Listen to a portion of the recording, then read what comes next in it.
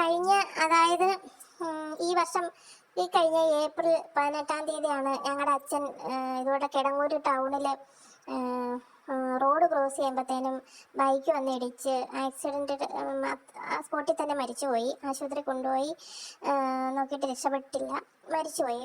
അപ്പം അങ്ങനെ ഞങ്ങളിരിക്കുമ്പം ആണ് ഞങ്ങളുടെ ഒരു അച്ഛൻ്റെ അനിയൻ ഇതുപോലെ വന്ന് ഞങ്ങളുടെ വീട്ടിൽ വന്ന് പറഞ്ഞു, കോപ്പറേറ്റീവ് ബാങ്കിൽ ഷെയർ ഉള്ളവർക്ക് ഇൻഷുറൻസ് കിട്ടും, ആക്സിഡൻ്റൽ ഡെത്ത് ആയാൽ ഇൻഷുറൻസ് കിട്ടുമെന്ന് പറഞ്ഞു. അപ്പം ഇപ്പോൾ അച്ഛനെ ഷെയർ ഉള്ളതാണ്, 76-ലാണ് അവിടെ അക്കൗണ്ട് ചെയ്യുന്നത്. ഇവിടെ ആദ്യം കോപ്പറേറ്റീവ് ബാങ്ക് തുടങ്ങിയപ്പം ആദ്യം ചെന്ന് ഷെയറിട്ട് ജോയിൻ ചെയ്തിട്ടുള്ള ഒരാൾ എൻ്റെ അച്ഛനാണ്. പിന്നെ കുറേ കാലം അക്കൗണ്ട് യൂസ് ചെയ്തു, ആക്റ്റീവായിട്ടുള്ള അക്കൗണ്ടാണ്, ക്ലോസ് ആയിട്ട് പോയിട്ടില്ല.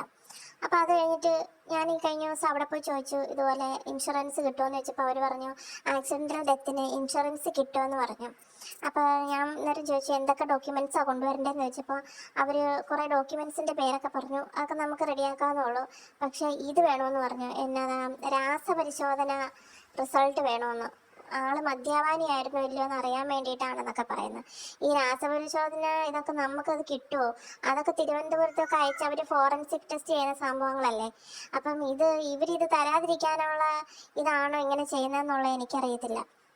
പിന്നെ വേറൊരു കാര്യം എന്താണെന്ന് വെച്ചാൽ, കുടുംബത്തിൻ്റെ വരുമാനം പോയതിന് ശേഷം നമ്മൾ ഒരുപാട് കഷ്ടത്തിലാണ്, നമുക്കൊരു ബുദ്ധിമുട്ടുകളൊക്കെ ഉണ്ട്. അപ്പം അമ്മയുണ്ട്, വയ്യാത്തൊരു ചേച്ചിയുണ്ട്, ഇവരാണ് ഇവിടെ വീട്ടിൽ താമസിക്കുന്നത്. ഞാൻ മാരീഡാണ്. പിന്നെ ഇതുകൊണ്ടാണ് നമ്മുടെ ബുദ്ധിമുട്ടുകൊണ്ടാണ് നമ്മൾ ചെന്ന് ചോദിക്കുന്നത്. അപ്പം ഇങ്ങനെയുള്ള സംഭവങ്ങൾ ബാങ്കിലുണ്ടോ?